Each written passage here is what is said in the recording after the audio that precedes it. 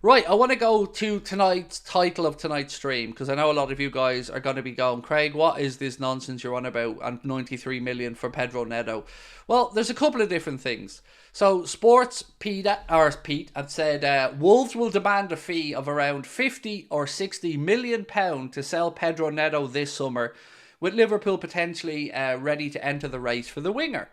Then there's another piece that said, given his high interest and his importance to Wolves, the Midlands club will demand around 93 million euro for the Portuguese star, and only time will tell if clubs are willing to match that figure.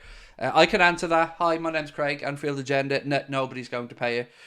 Well, sorry, maybe Manchester City are stupid enough, but there's no way Pedro Neto was worth 93 million euro. Not a chance. We did our own little brief survey of you guys earlier on, and we'll do it again now in a moment, but it was between 40 and 60 was kind of the figure that I think you guys were more comfortable at. But let's do a poll and we'll see where you think Mr. Pedro Neto's valuation is. Neto has had 2 ACL injuries, so I wouldn't sign him, said Dylan. Yeah, it is surprising, mate, to see the amount of clubs who really are still interested, even with all those injuries that you've spoken about. I would probably err on the side of caution rather than committing to signing Pedro Neto personally, especially if the numbers we're talking about are as high as 70, 80 million quid. I don't think it's worth the risk. As a footballer, look, he's brilliant. Loads of fire in his belly and can certainly get things done, but you're right to be cautious. Like, I would feel nervous if Liverpool committed that much money to a player with such an injury track record already in his pretty fledgling career. So yeah, for me it would be a pass at those numbers.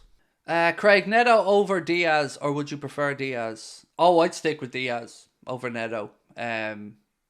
Because like our friend said earlier on, as much as I do like Neto, as much as I think he has ability, I wouldn't be betting he gets through a season without an injury break or two, and a significant one. So yeah, that being said, I'd stick with what we have, and I think maybe I'm wrong here, but I feel like Diaz is turning a corner a little bit. I was really, really impressed with his goal against Burnley and the commitment to making sure he got to that near post and putting his head in where it could have hurt. And I've paid a lot of attention to how he celebrates when we score, and he seems up for the fight. And, you know, I know we had a lot of talk about the whole Barcelona situation and what his dad said and stuff like that, but I get the feeling he's here for the fight, and he's here to prove himself. And, you know, I'm definitely,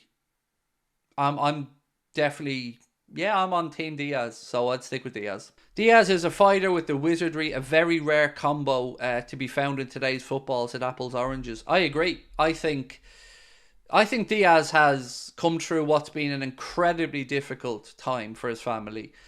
Tried to play where possible. I think the club did a brilliant thing in bringing his family over for Christmas time and making sure that the Diaz family were able to be together and at the turn of the year.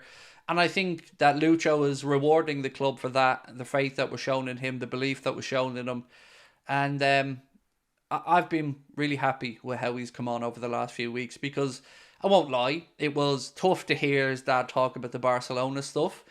I think a lot of us do understand that for players from a certain part of the world, the appeal of La Liga, or perhaps for African players, maybe the appeal of the Premier League, it's understandable, you know. It's a better cultural fit for Diaz, maybe coming from Colombia to look to the likes of Barcelona or whatever.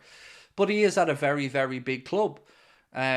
So you would hope that, right now, Liverpool are, I think, stronger than Barcelona.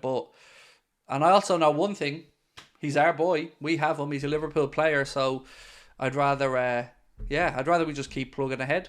Craig, hope you're well. Do you have much information on Neto's career? From what regard? So, I don't know what you mean about the career. What I can say to you is that he's been on Liverpool's radar for quite a while. That Pep Linders has a pretty good understanding of him from his contacts in Portuguese football. I don't know where the prices came from today, to be honest. There's two different pieces. One says 50 to 60 million. Another says 93 million euro, which is just under 80 million pound. I think the first valuation is fair. The second one, crazy.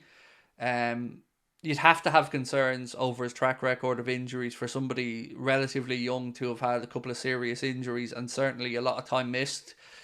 That has to go in the negative column. If there's anything else you wanted in particular, Mike, just lash it in and I'll try my best to find the answer for you.